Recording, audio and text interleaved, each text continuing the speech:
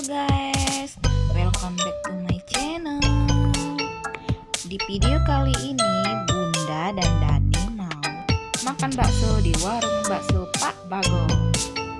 Warung bakso Pak Bagong ini adalah salah satu tempat favorit kami makan bakso loh. Setiap ke Palembang pasti kami makan baksonya di sini.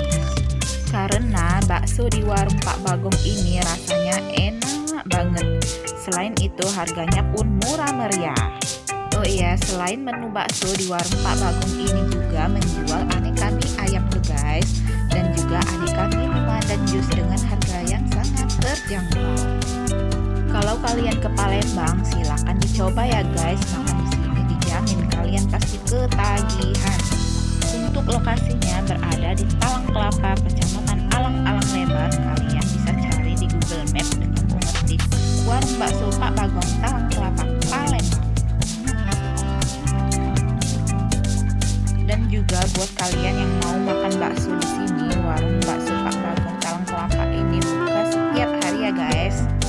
Jadi dicobain ya. Oke guys, sampai di sini dulu